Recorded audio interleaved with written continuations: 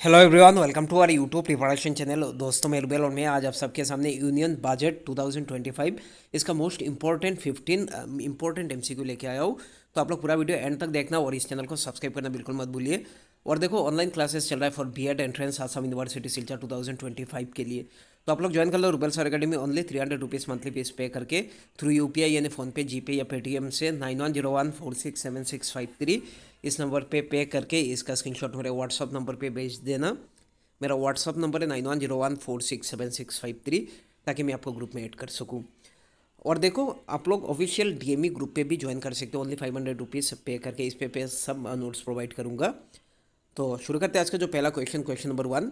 Finance minister Nirmala Sitharaman not listed 4 engines of development in the union budget 2025।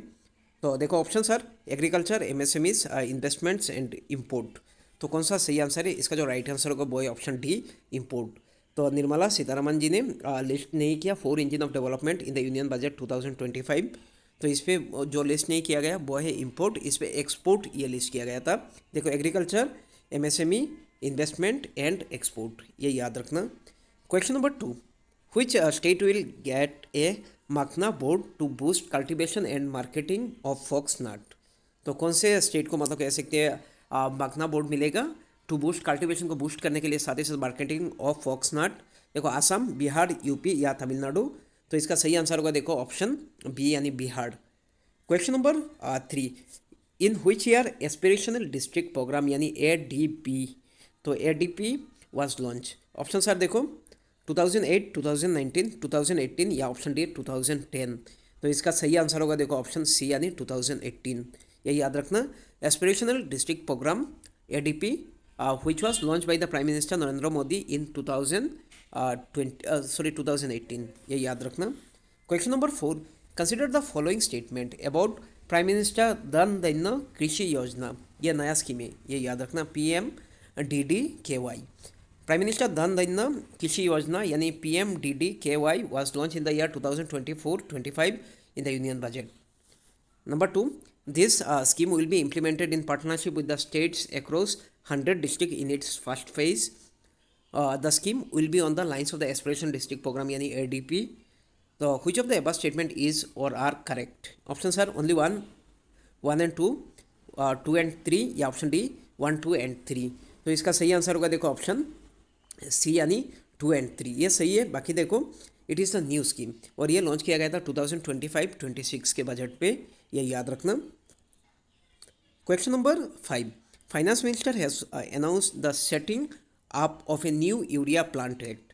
तो कहाँ पे finance minister ने अभी रिसेंटली अनाउंस किया बजट पे कि नया यूरिया प्लांट बनेगा? ऑप्शन है नाहरकटिया, नामरूप, डिगबोय या Tarapur.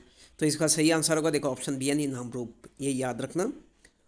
Which of the following is not the urea plant? तो कौन सा यूरिया प्लांट नहीं है? रत्नागिरी महाराष्ट्र, गदेपान राजस्थान, रामगुदनम तेलंगाना या पनगढ़ वेस्ट बंगाल। तो इसका सही आंसर को देखो ऑप्शन ए यानी रत्नागिरी महाराष्ट्र। बाकी सब यूरिया प्लांट है, जैसे गदेपान राजस्थान, रामगुदनम तेलंगाना, पनगढ़ वेस्ट बंगाल। तो देखो, 7th new urea plant to come up in India since 2019। तो 2019 से अभी मतलब कह सकते हैं 7 नया यूरिया प्लांट आ गया। सो इस पे देखो सबसे इंपॉर्टेंट जो है गदेपान राजस्थान, रामगुदनम तेलंगाना, पनगढ़ वेस्ट बंगाल, गोरखपुर उत्तर प्रदेश, बरौनी बिहार, सिंदरी झारखंड एंड थालचर उड़ीसा, ये याद रखना। Question number 7। Which of the following is the regulatory authority of the Alternative Investment Fund यानी AIFS in India? तो देखो ऑप्शन है reserve bank of India, SEBI या IRDA या option D ministry of finance. तो इसका सही आंसर होगा देखो ऑप्शन बी यानी security and exchange board of India यानी सेबी, ये याद रखना। Question number 8। Where the National Institute of Food Technology Entrepreneurship and Management will be set up? Option है असम, केरला, झारखंड या बिहार। तो इसका सही आंसर होगा देखो ऑप्शन डी यानी बिहार, ये याद रखना। Question number 9। Bharat trade net is for, so ये नेशनल ट्रेड के लिए या इंटरनेशनल ट्रेड के लिए, इंटर डिस्ट्रिक्ट ट्रेड के लिए या नन ऑफ द अबव। तो इसका सही आंसर होगा देखो ऑप्शन बी यानी इंटरनेशनल ट्रेड के लिए। Question number 10। Union budget 2025-26 the total receipt other than the borrowing and the total expenditure are estimated at. तो देखो इस पर फिगर दिया हुआ है, याद रखना। ₹96 लाख करोड़ एंड 50.65 लाख करोड़ रेस्पेक्टिवली। या ऐसा देखो चारों ऑप्शन है, तो देख लो कौन सा सही आंसर है। इसका सही आंसर होगा ऑप्शन है, यानी ₹96 lakh crore and 50.65 lakh crore respectively. Question number 11, the union budget technically called the annual financial statement under which article. तो यूनियन बजट कौन से आर्टिकल पे है इंडियन कॉन्स्टिट्यूशन के? आर्टिकल 110 यानी 110, 112 या 108 या ऑप्शन डी 105। तो इसका सही आंसर होगा देखो ऑप्शन बी यानी 112। Question number 12, finance bill is mentioned in which article? Option article 110, article 112, 108 या ऑप्शन डी 105। तो इसका सही आंसर होगा ऑप्शन ए यानी article 110। Question number 13, demand for grants यानी DG is mentioned in which article? Option article 112 यानी 112, 130, 113 या option D 105। तो इसका सही आंसर होगा देखो ऑप्शन सी यानी आर्टिकल 113, ये याद रखना। Question number 14, the revenue budget consist of?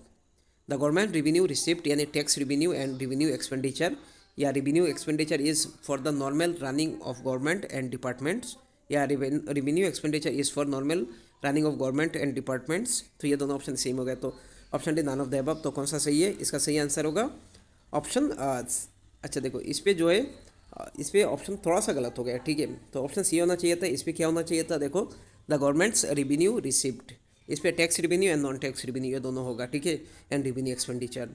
तो क्वेश्चन नंबर 15 जो कि आज का लास्ट क्वेश्चन है, capital budget includes capital receipt and capital expenditure together constitute the capital budget, capital expenditure and non capital expenditure, या option C both A and B, या option D none of the above.